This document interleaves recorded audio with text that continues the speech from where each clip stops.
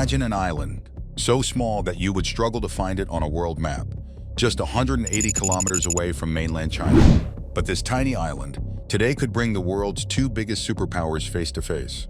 On one side, China with 1.4 billion people. On the other side, the world's most powerful military, America. And in the middle, Taiwan. Today we'll find out, why is China willing to risk war for this island? Why would America send its military to a place where it has no official control? And why can one tiny island destroy the entire global economy?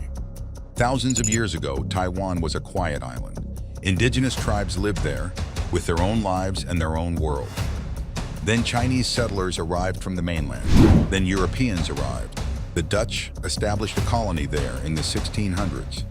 Eventually, Taiwan became part of the Qing dynasty, meaning part of China. But in 1895, everything changed. China lost a major war against Japan, and the price of defeat was Taiwan. It was handed over to Japan. For the next 50 years, Taiwan remained part of the Japanese Empire. The Japanese built modern roads, railways, industries, cities. Taiwan developed, but as a colony. Then came World War II. Japan lost, and Taiwan was supposed to return to China. But China itself was trapped in a massive storm. A dangerous civil war was taking place in mainland China. On one side, Mao Zedong's Communist Party. On the other side, Chiang Kai-shek's nationalist government. Both wanted all of China. The war continued for years. Millions died. Cities were destroyed. And in 1949, the communists won. Mao Zedong announced to the world, "The People's Republic of China is now born. The China we know today is this China." But the losing side didn't disappear. Chiang Kai-shek escaped with 2 million supporters, soldiers, and officials. Where? Taiwan.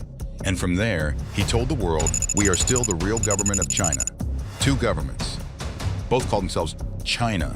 One on a vast mainland, one on a small island. This became one of the strangest political situations in modern history, and that situation still hasn't ended today. This became one of the strangest political situations in modern history, and that situation still hasn't ended today. If you only look at the map, Taiwan seems small. No giant military, no huge natural resources. Its population is tiny compared to China. So then why? One word, technology. Taiwan is home to a company called TSMC, Taiwan Semiconductor Manufacturing Company. This company makes the advanced chips found inside your smartphone, military missiles, artificial intelligence systems, modern cars, satellites. Without these chips, the modern world slows down, and TSMC alone produces most of the world's most advanced semiconductor chips. Taiwan isn't just an island. It is one of the most important technology hubs on Earth. But geography matters too. Taiwan sits directly off China's eastern coast as part of a chain of islands. Military experts call it the first island chain. For China, Taiwan acts like a wall blocking access to the Pacific Ocean. If China takes Taiwan, its naval power could increase dramatically. It would gain direct access to the Pacific. It could gain more influence over major Asian trade routes. And U.S. allies like Japan, South Korea, and the Philippines could feel directly threatened. Taiwan isn't just a political symbol for China. It is a strategic master key. Beijing's position is very clear. Taiwan is part of China.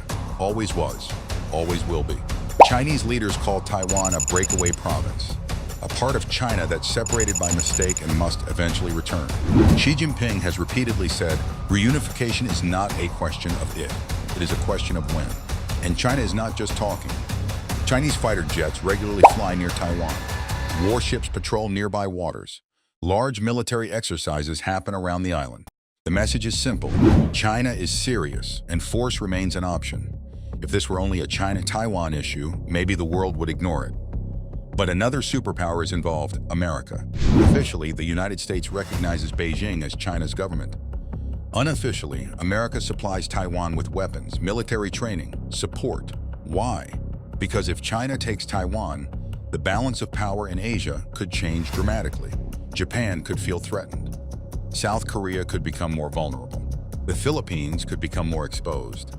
Global trade routes could become unstable. America's influence in Asia could weaken. This is not only about Taiwan. It is about global dominance in the 21st century. So what happens if war starts? Crossing the Taiwan Strait would not be easy. Military analysts say this could become the largest amphibious invasion in history, possibly larger than D-Day.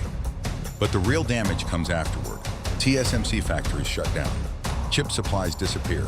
Smartphones stop being produced. Car factories shut down. Military systems suffer. Stock markets crash.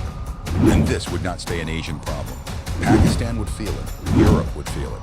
Africa would feel it. The entire world would feel the impact of one island. So what happens next? Nobody truly knows. Some experts believe economic ties will prevent war. Others think tensions are slowly moving toward a point of no return. Taiwan is strengthening its defenses. China is increasing pressure. America is watching. And the world is holding its breath. A tiny island, with China's centuries-old claim on one side, Taiwan's own identity on the other.